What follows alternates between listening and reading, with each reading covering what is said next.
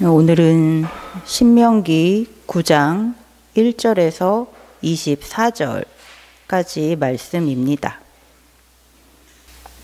지난주 저희가 같이 봤었던 말씀이 신명기 8장 11절에서 20절까지의 말씀이었습니다. 하나님께서 하나님을 잊어버리지 말라라고 하셨어요. 하나님의 소리를 청종하라라고 하셨습니다. 이스라엘 자손들이 가나안 땅에 들어가서 거기서 이제 배부르고 편안하게 풍족한 삶을 살게 되면은 하나님께서 주신 은혜를 다 잊고서 지금 자신들이 누리고 있는 그 풍요로움이 다 자신들의 수고로, 자신들의 노력으로 얻게 되었다라고 교만한 마음을 품게 될 것이다. 그러기에 그렇게 하지 말라.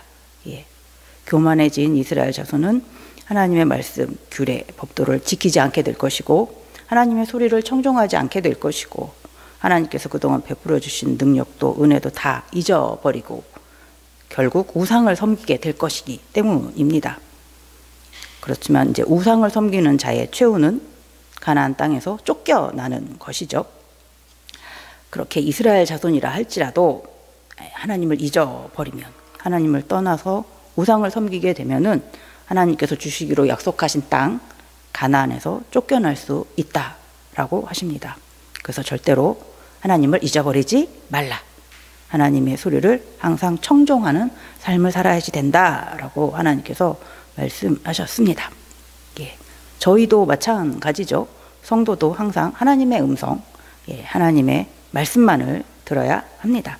항상 하나님의 말씀에 귀 기울이고 하나님께서 베풀어 주신 은혜와 사랑을 항상 기억하면서 감사하는 성도가 되어야겠습니다.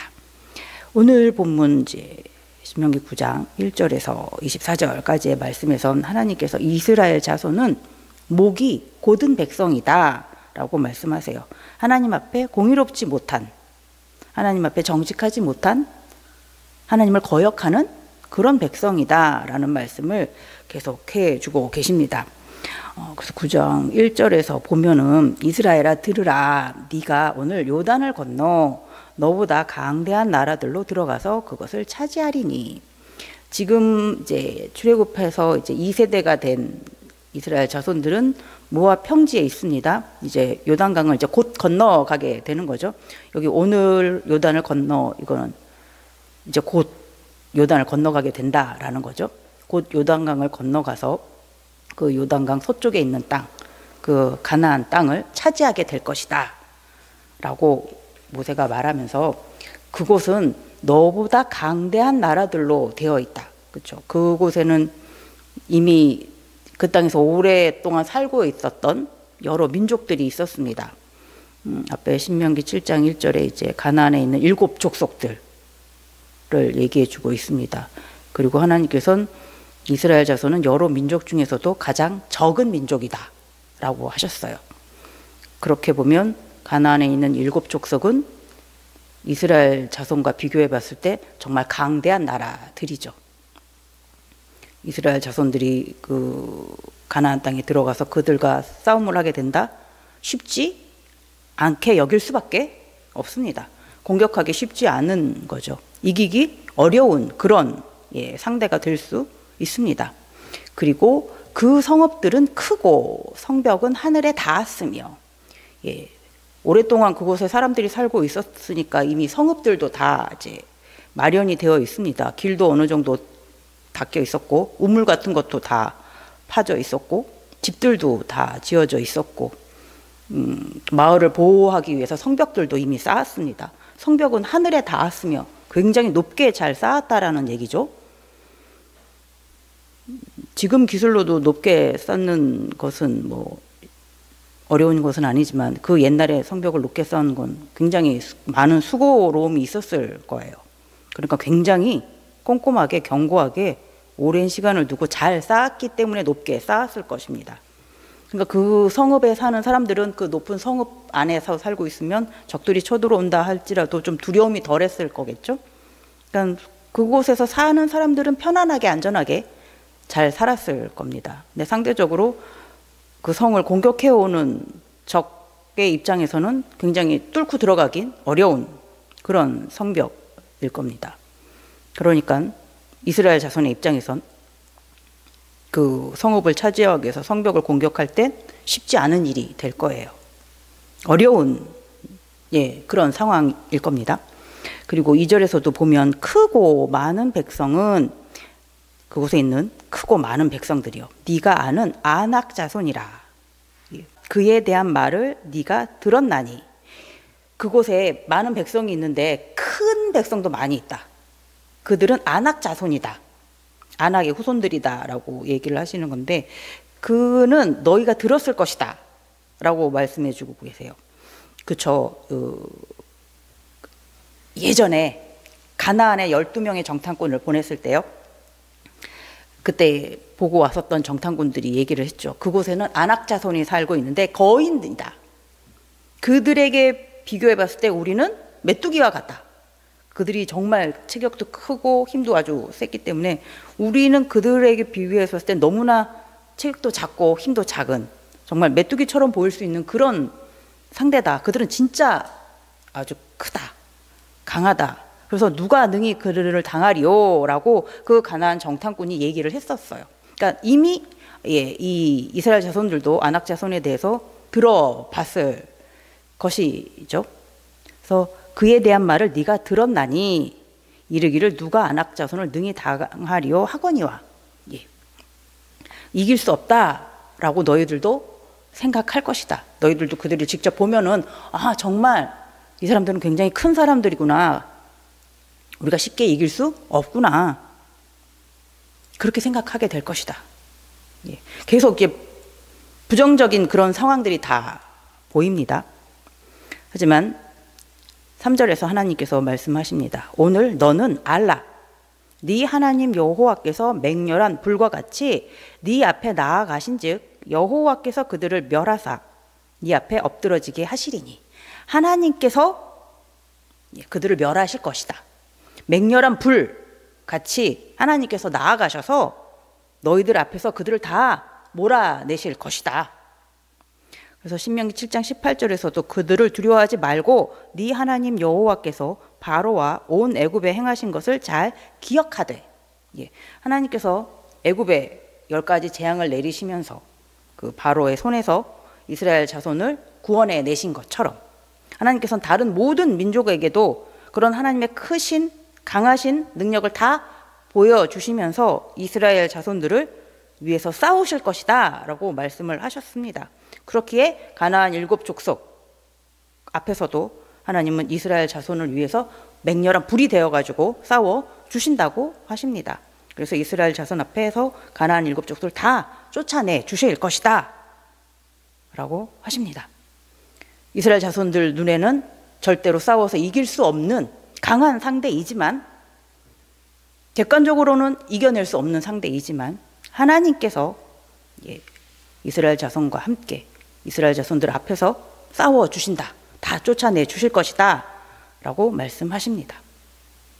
그런데 그렇게 하나님께서 그들을 다 쫓아내신 다음엔 이스라엘 자손의 마음이 조금 달라질 수도 있다 라고 말씀하세요. 4절에 네 하나님 여호와께서 그들을 네 앞에서 쫓아내신 후에 네가 심중에 이르기를 하나님께서 다 쫓아내 주시면 그 다음에 이스라엘 자손들이 이렇게 생각하게 될 수도 있대요. 내 공의로움으로 말미암아 여호와께서 나를 이 땅으로 인도하여 드려서 그것을 차지하게 하셨다. 아, 하나님 보시기에 내가 공의로워서, 내가 의로워서, 내가 정직해서, 내가 하나님 보시기에 죄가 없어서, 내가 착해서 하나님께서 이 아름다운 땅을 우리에게 주셨구나 라고 너희들이 생각할 수 있다. 근데 그러지 말라 라고 하세요. 그러면서 이 민족이 악함으로 말미암아 여호와께서 그들을 네 앞에서 쫓아내심이라. 하나님께서 가나안 7족속을 쫓아내신 것은 이스라엘 자손 너희가 하나님 앞에 공의로워서가 아니라 그들이 하나님 보시기에 악을 저질렀기 때문에 그 땅에서 더 이상 살 수 없기 때문에 그들을 내쫓은 거다라고 말씀하세요. 5절에도 한 번 더 하나님께서 말씀을 하세요. 네가 가서 그 땅을 차지함은 네 공의로 말미암음도 아니요, 네 마음이 정직함으로 말미암음도 아니요. 절대로 이스라엘 자손이 하나님 보시기에 공의롭고 정직해서 이스라엘 자손들을 위해서 그곳에 살고 있는 가나안 7족속을 일부러 내쫓은 게 절대 아니다라는 얘기를 지금 해주고 계신 거죠. 이 민족들이 악함으로 말미암아 그곳에 있는 그 가나안 7족속이 악함으로 말미암아 하나님께서 그들을 내쫓은 거다라고 얘기하세요. 창세기 15장 16절에서도 네 자손은 4대 만에 이 땅으로 돌아오리니 이는 아모리 족속의 죄악이 아직 가득 차지 아니함이니라 하시던. 그 땅에 죄악이 있었기 때문이에요. 근데 그 죄악이 가득 찰 때까지 하나님께서는 기다리신 거죠. 그때가 이때가 되는 겁니다. 신명기 12장 31절에서도 네 하나님 여호와께서는 네가 그와 같이 행하지 못할 것이라. 그들은 여호와께서 꺼리시며 가증히 여기시는 일을 그들의 신들에게 행하여 심지어 자기들의 자녀를 불살라 그들의 신들에게 드렸느니라. 이렇게 하나님께서 가증히 여기는 것, 우상을 숭배하는 이런 일을 그 땅의 백성들이 하고 있었어요.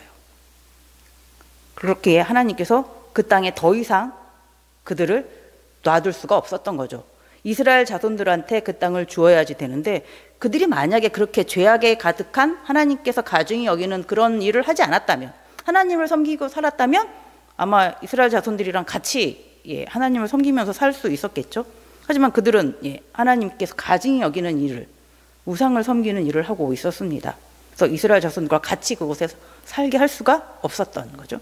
그래서 그들은 하나님께서 내쫓으셨습니다. 그것 때문에 그들이 쫓아난 거지 이스라엘 자손에게 그 땅을 주기 위해서 어쩔 수 없이 7족속을 쫓아낸 것은 아니라고 하시는 거죠. 그리고 이스라엘 자손이 그 땅을 차지하게 된 것도 다른 여러 땅들이 있었겠지만 그 땅을 하나님께서 이스라엘 자손에게 주신 것도 네 조상 아브라함과 이삭과 야곱에게 하신 맹세를 이루려 하심이니라. 이스라엘 자손이 하나님 앞에 공의로워서 가장 아름다운 땅을 주시는 것도 아니고, 이스라엘 자손의 마음이 하나님 앞에 정직해서 가장 아름다운 땅 가나안 땅을 하나님께서 주시는 것도 아니고, 하나님께서 이스라엘 자손의 조상인 아브라함과 이삭과 야곱에게 맹세하신 것, 언약하신 것이 있어서 그래서 그 땅을 이스라엘 자손에게 주시는 것이다 라고 하세요. 창세기 15장 18절에 아브라함과 하나님께서 이렇게 얘기를 하셨죠. 그날에 여호와께서 아브라함과 더불어 언약을 세워 이르시되 내가 이 땅을 애굽 강에서부터 그 큰 강 유브라데까지 네 자손에게 주노니. 하나님은 이때부터 이 약속을 이루시기 위해서, 이 언약을 지키시기 위해서 이스라엘 자손에게 이 가나안 땅을 주시는 것이다 라고 말씀하십니다. 이스라엘 자손이 하나님 앞에 공의로워서가 아니라, 그러면서 오히려 6절을 보면 너희는 절대로 공의롭지 않다, 너희는 오히려 목이 곧은 백성이다 라고 모세가 말합니다. 6절 보면 그러므로 네가 알 것은 네 하나님 여호와께서 네게 이 아름다운 땅을 기업으로 주신 것이 네 공의로움 말미암음이 아니니라. 너는 목이 곧은 백성이니라. 목이 곧다라는 것은 이제 뻣뻣한 거잖아요. 고집이 센다, 고집이 세다라는 의미가 돼요. 그러니까 자기 주장이 좀 강한, 근데 어떻게 보면은 좀 소신이 있고 자기 주장도 좀 내세울 줄 알고 자기만의 그 뜻을 굽히지 않고 고집을 세울 수 있다라는 것은 좀 좋은 의미도 되죠. 그게 너무 없어도 이럴 땐 이렇게 넘어가고 이럴 땐 이렇게 넘어가고 그것도 안 되잖아요, 사람이. 그렇죠? 그런데 이 고집이 센 게, 이 목이 곧은 게 누구 앞에 서냐가 아주 중요한 거죠. 하나님 앞에서 이렇게 목이 곧다, 고집이 세다, 자기 주장이 강하다, 이것은 하나님의 말씀을 들을 뜻이 없다는 거잖아요. 하나님의 말씀을 나는 따르지 않겠다, 거부한다. 하나님의 말씀은 틀렸습니다, 제 뜻대로 하겠습니다, 것이죠. 그것은 하나님의 말씀을 완전히 저버리는 것이죠. 하나님의 말씀에 완전 대적하는 것, 그것은 죄가 됩니다. 그래서 7절에도 너는 광야에서 네 하나님 여호와를 경노하게 하던 일을 잊지 말고 기억하라. 네가 애굽 땅에서 나오던 날부터 이곳에 이르기까지 늘 여호와를 거역하였으되. 예, 이스라엘 자손이 광야에서 하나님을 경노하게 했던 일들을 너희는 잊지 말아야 된다. 기억해야지 된다. 이 말은 잊지 않았지? 라고 물어보는 거죠. 예, 광야에서 있었던 하나님을 경노하게 했었던 일, 몇 번 정도 있었을까요? 네가 애굽 땅에서 나오던 날부터 이곳에 이르기까지 늘 여호와를 거역하였을 때라고 말합니다. 그러니까 이스라엘 자손들이 애굽에서 나왔을 그날부터 이곳 지금 모압 평지에 모여 있는 이때까지 늘 그랬다라고 지금 모세는 얘기해 주고 있어요. 애굽 땅에서 나왔던 때를 보면 출애굽기입니다. 출애굽기 14장 10절하고 11절에 보면은요. 바로가 가까이 올 때, 지금 홍해 앞이에요. 이스라엘 자손이 눈을 들어 본즉 애굽 사람들이 자기 뒤에 이른지라. 이스라엘 자손이 심히 두려워하여 여호와께 부르짖고 그들이 또 모세에게 이르되 애굽에 매장지가 없어서 당신이 우리를 이끌어내어 이 광야에서 죽게 하느냐? 어찌하여 당신이 우리를 애굽에서 이끌어내어 우리에게 이같이 하느냐? 예, 지금 앞에는 홍해 바다인데 뒤에 막 바로가 군대를 이끌고 막 쳐들어옵니다. 그러니까 이스라엘 자손들이 지금 하나님을 원망하고 울부짖습니다. 그냥 우리를 그냥 죽이실 거면 그냥 애굽에서 죽이시지. 거기 죽었다면은 무덤이라도 묻힐 수 있는데 여기서 이제 우리 뭐 어떻게 됩니까? 여기서 죽이려고 우리를 데리고 나오셨습니까? 라고 막 하나님을 원망하는 모습입니다. 그 바로 며칠 전에 그 애굽의 모든 장자들이 다 죽을 때 이스라엘 자손들은 안전하게 지켜주셨는데요. 하나님께서 그런 기적을 경험했었는데요.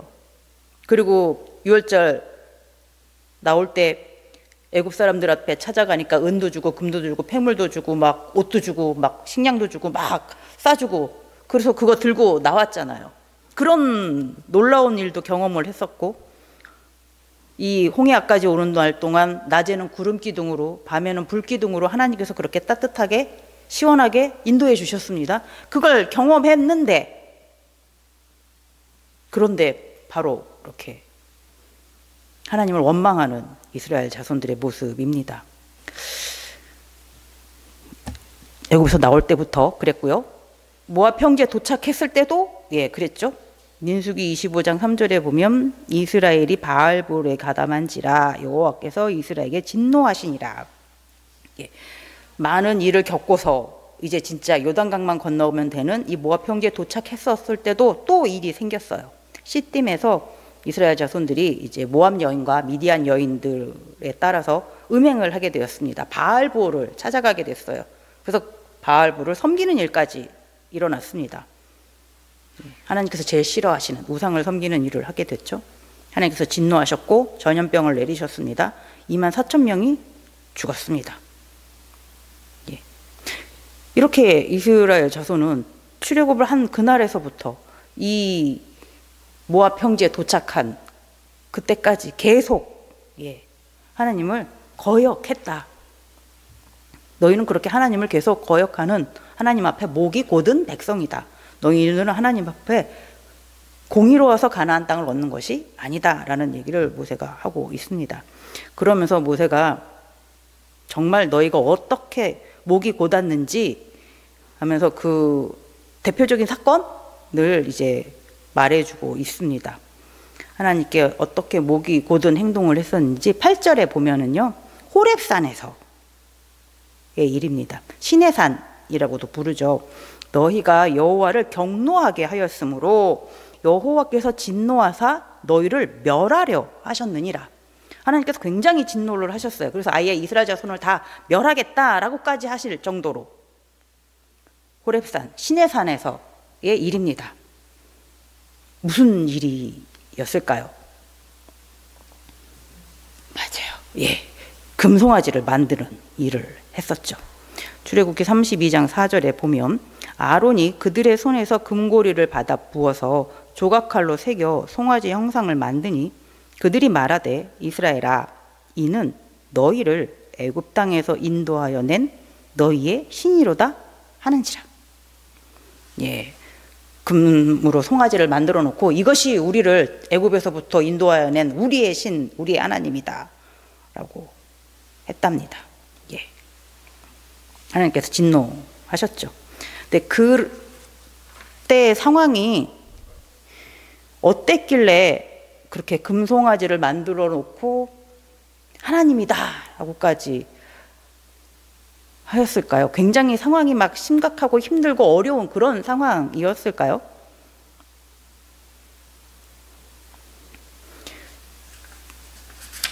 그런 상황은 아니었어요. 그때가 어떤 상황이었냐면 이스라엘 자손이 하나님의 백성으로 살겠습니다 라고 하나님하고 언약을 한 다음이었어요. 출애굽기 24장 7절 8절에 보면은 언약서를 가져다가 백성에게 낭독하여 듣게 하니 그들이 이르되 여호와의 모든 말씀을 우리가 준행하리이다. 모세가 그 피를 가지고 백성에게 뿌리며 이르되 이는 여호와께서 이 모든 말씀에 대하여 너희와 세우신 언약의 피니라. 하나님께서 시내산 불길 속에서 이렇게 나팔 소리보다도 더 큰 음성으로 이스라엘 자손들 앞에 강림하셨습니다. 거기서 하나님께서 직접 십계명을 말씀해 주셨어요. 그리고 다른 율법들도 이렇게 다 말씀해 주셨습니다. 하지만 이제 이스라엘 자손들이 그 목소리를 듣기조차도 너무 두려워가지고 하나님 앞에 도저히 서 있을 수가 없어서 모세한테 우리는 나중에 들을 테니까 당신이 하나님 앞에 나가서 먼저 다 듣고 나중에 우리한테 알려주십시오 라고 그렇게 말했었죠. 그래서 모세가 대신 듣고 나중에 이스라엘 자손들에게 알려주었습니다. 그래서 그 말씀을 듣고서 이스라엘 자손들이 우리는 하나님만을 섬기면서 살겠습니다.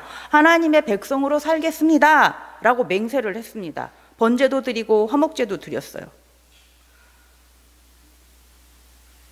그렇게 언약서까지 썼습니다. 피를 가지고 이제 직접적으로 하나님 앞에 맹세를 했습니다. 이러고서 하나님께서 이제 모세를 불러서 시내산으로 올라오게 하셨죠. 그리고 한 40일 정도 있을 때, 그러니까 하나님하고 이렇게 하나님의 백성으로 살겠습니다 라고 굳은 맹세를 하고 40일 정도 시간이 지났을 때인데 하나님께서 싫어하시는 우상을 만들어 놓고 송아지를 만들어 놓고 우리를 인도하여 낸 하나님이다 라고 이스라엘 자손들이 하고 있었습니다. 하나님을 송아지로 격하시킨 거잖아요.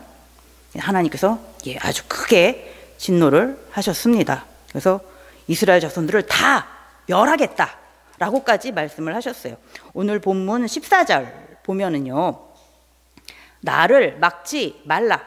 내가 그들을 멸하여 그들의 이름을 천하에서 없애고 너를 그들보다 강대한 나라가 되게 하리라 하시기로.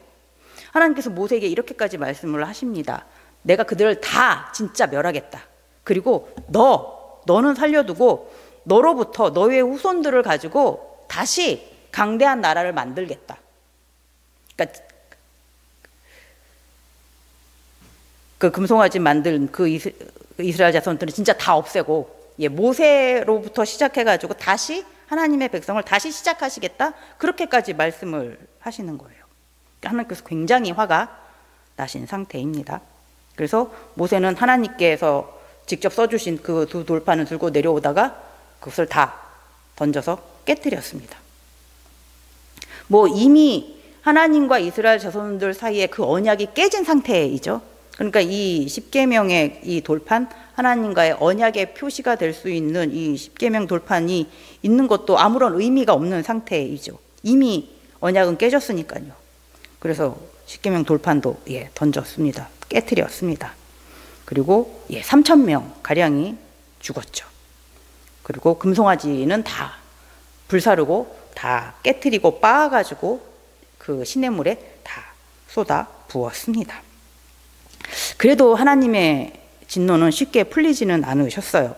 출애굽기 33장 3절에 보면은 너희는 젖과 꿀이 흐르는 땅에 이르게 하려니와 나는 너희와 함께 올라가지 아니하리니. 너희는 약속대로 젖과 꿀이 흐르는 땅 가나안 땅에 들어가게 해주겠다. 하지만 나는 너희와 함께 가지는 않겠다라고 하세요. 왜냐하면 너희는 목이 곧은 백성인즉 내가 길에서 너희를 진멸할까 염려함이니라 하시니. 너희는 목이 곧은 백성이다. 나를 잘 거역하는 백성이다. 앞으로도 계속 그럴 것이다 라는 말씀이죠. 그러면 하나님께서 그때 진짜 다 진멸할 수도 있기 때문에 같이 가면 안 될 것이다. 너희는 그냥 약속대로 내가 너희들이 주겠다고 한 땅, 그 땅에 들어가서 살아라. 하지만 나는 너희랑 같이 가지 않겠다. 함께 하지 않겠다. 이건 이제 언약이 깨졌으니까 너희는 너희대로 살고 나는 너희 하나님이 되지 않겠다. 이 말씀을 하시는 거죠. 굉장히 화가 나셨다 라는 말씀입니다. 그래서 모세가 하나님 앞에 엎드려서 또 기도하고 또 기도하고 또 기도를 했습니다. 하나님께서 알았다, 이제 그만해라 라고 말리셔서 같이 가겠다 라고 하셔서 이 모압 평지까지 하나님께서 같이 와 주셨습니다. 그리고 또 모세가 얘기합니다. 이스라엘 자손이 어떻게 하나님을 그렇게 경노하게 하고 거역했느냐. 그 금송아지 사건으로 해서 끝난 것이 아니었습니다. 그래서 큼지막한 것을 또 얘기해 주는데 22절에 보면은 너희가 다베라와 마사와 기브롯 핫다와에서도 여호와를 경노하게 하였느니라. 다베라는 이제 불사름이라는 이런 뜻인데요. 민수기 11장 3절에 보면 그곳 이름을 다베라라 불렀으니 이는 여호와의 불이 그들 중에 붙은 까닭이었더라. 성막을 다 완성한 다음에 이제 이스라엘 자손들이 가나안으로 이제 출발을 했습니다. 그런데 그때 이제 이스라엘 자손들이 악한 말로 하나님을 원망하는 일이 일어났어요. 그래서 하나님께서 진노하셔가지고 이스라엘 진영 끝에 이제 불이 나게 하셨습니다. 그런 일도 있었고 마사에서는 물이 없다라고 해서 하나님께서 우리를 죽이려고 이게 못 마셔서 죽게 하시려고 이 광야로 우리를 이끌어내셨구나라고 하면서 하나님을 막 원망했던 곳 마사. 그렇게 하나님을 원망했었고요. 기브롯 핫다와에서도 이제 만나가 너무 지겹습니다. 고기가 먹고 싶습니다. 만나가 이젠 하나님이 내려주시는 거지만 하나도 안 감사합니다 라고 막 원망을 했었습니다. 그래서 하나님께서 메추라기를 몰고 오셔가지고 진영에 막 쌓일 정도로 주셨습니다. 그래서 메추라기를 지겹게 먹을 수 있도록 해주셨죠. 그러면서 정말 하나님을 원망했던 사람들은 그 메추라기를 다 먹고 소화시키기도 전에 그들을 하나님께서 징계하셨죠. 죽게 하셨습니다. 그래서 그곳은 탐욕의 무덤으로 불리게 되었습니다. 이렇게 이스라엘 자손들은 하나님을 거역해 왔습니다. 그리고 또 23절 또 이렇게 하나님을 거역했던 놀라운 사건이 23절에 보면 여호와께서 너희를 가데스 바네아에서 떠나게 하실 때에 이르시기를 너희는 올라가서 내가 너희에게 준 땅을 차지하라 하시되 너희가 너희 하나님 여호와의 명령을 거역하여 믿지 아니하고 그 말씀을 듣지 아니하였나니. 또 이스라엘 자손들이 하나님을 거역했던 목을 곧게 했던 사건, 큰 사건으로 가데스 바네아 일입니다. 하나님께서 이제 곧 가나안이다 이제 올라가서 차지하라라고 하셨습니다. 근데 이스라엘 자손이 그 하나님의 말씀에 순종하지 않았습니다.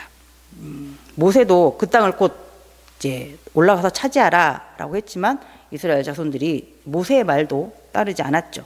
신명기 1장 21절 22절에 보면은 너희의 하나님 여호와께서 이 땅을 너희 앞에 두셨은즉 너희 조상의 하나님 여호와께서 너희에게 이르신 대로 올라가서 차지하라. 두려워하지 말라 주저하지 말라 한즉 너희가 다 내 앞으로 나와 말하기를 우리가 사람을 우리보다 먼저 보내어 우리를 위하여 그 땅을 정탐하고 어느 길로 올라가야 할 것과 어느 성읍으로 들어가야 할 것을 우리에게 알리게 하자 하기에. 이스라엘 자손들이 하나님의 말씀에 따라 그리고 모세가 하는 말에 따라 곧바로 이제 올라가서 산지길로 올라가서 가나안에 들어가서 그 땅을 차지하면 되는 상황이었는데 이스라엘 자손들이 그 말을 따르지 않고 주저했습니다. 그러면서 우리가 정탐꾼을 먼저 그 땅에 보내자. 그래서 그 땅이 어떤 땅인지 한번 보고 오도록 하자. 그렇게 이스라엘 자손들이 의견을 냈었죠. 그래서 결국 정탐꾼 12명을 먼저 보내기로 합니다. 정탐꾼들은 정말 그 땅은 아름다운 땅이다 말을 했죠. 그리고 갈렙과 여호수아는 자, 곧바로 올라갑시다 라고 했어요. 그 땅을 우리가 차지할 수 있다 라고 말을 했습니다. 하지만 10명의 정탐꾼은 아니다. 우리는 그 땅을 차지할 수 없다. 그곳 사람들은 너무나 크고 강하다. 안악 자손들, 그 거인 자손들. 그들에 비해서 우리는 너무나 작다. 메뚜기 같아 보일 수 있다. 우린 절대 그들을 이길 수 없다. 다 죽는다. 올라가면 안 된다. 이렇게 말을 했어요. 그래서 이스라엘 자손들이 대부분은 그 10명의 정탐꾼, 그곳에 대해서 악평하는 그 10명의 말을 듣고 올라가지 않기로 합니다. 하나님을 원망하죠. 하나님께서 그 말씀을 들으시고 진노하십니다. 그리고 갈렙과 여호수아를 제외한 20세 이상 사람들은 그 38년간 그 광야에서 방황하다가 다 죽게 될 것이다. 그 가나안 땅엔 절대로 너희가 들어가지 못하게 될 것이다 라고 말씀을 하십니다. 이렇게 너희가 하나님을 거역했었다. 24절에도 내가 너희를 알던 날부터 너희가 항상 여호와를 거역하여 왔느니라. 너희는 항상 하나님 앞에 목이 곧은 백성이다. 너희는 하나님 앞에 공의로워서 그 땅을 차지하는 것이 아니다. 너희는 하나님 앞에 정직해서 그 땅을 차지하는 것이 아니다. 하나님께서 우리의 조상들과 하신 약속 때문에 약속을 지키시는 하나님께서 그 약속대로 그 언약대로 우리에게 그 땅을 주시는 것이다. 그러니 하나님께 감사해야지 된다라고 모세가 말하고 있습니다. 이스라엘 자손을 보면서 항상 우리는 우리의 모습도 한번 항상 생각해 봐야 될 것 같습니다. 저희도 하나님의 자녀로 이제 거듭 나서 이렇게 살고 있습니다. 저희는 그래서 더 이상 죄인이 아닙니다. 저희는 죄와 사망에서 자유로운 자가 되었습니다. 하나님의 상속자가 되었습니다. 그래서 썩지도 않고 더럽지도 않고 새하지도 않는 유업을 잇는 자가 되었습니다. 그렇기에 우리는 무엇을 입을까, 무엇을 마실까, 무엇을 먹을까 염려하지 않아도 됩니다. 우리의 필요한 것은 하나님께서 다 채워주실 것을 믿으면서 저희는 살아갈 수 있게 되었습니다. 수고하고 무거운 짐이 있다면 다 예수님 앞에 내려놓으면 됩니다. 이런 놀라운 삶, 이런 아름다운 은혜를 우리가 어떻게 얻게 되었을까요? 우리가 무엇을 잘했기에 우리에게 이런 큰 은혜가 주어졌을까요? 로마서 3장 24절 말씀 같이 읽어보겠습니다. 그리스도 예수 안에 있는 속량으로 말미암아 하나님의 은혜로 값없이 의롭다 하심을 얻은 자 되었느니라. 아멘. 예수님 때문에 저희가 의롭다라고 하나님 앞에 여김을 받게 되었습니다. 예수님께서 우리 죄값을 대신해서 십자가의 죽음을 감당해 주셨기에 우리의 죄가 사함을 받게 되었습니다. 예수님 때문에 예수님의 보혈로 우리가 하나님의 자녀로 거듭날 수 있게 되었습니다. 영원한 평안함 속에 거할 수 있게 되었습니다. 천국 백성으로 하나님의 상속자로 이렇게 새롭게 태어날 수 있게 되었습니다.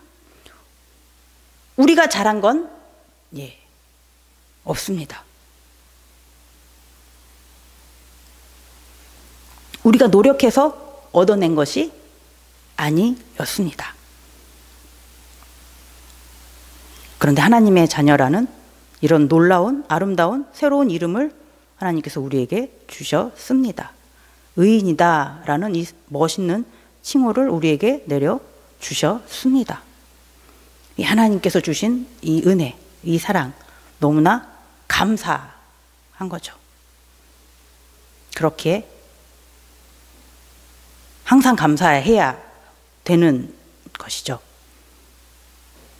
그러면 우리는 하나님께서 우리에게 주신 이 큰 사랑, 이 은혜를 정말로 항상 감사하면서 살고 있습니까?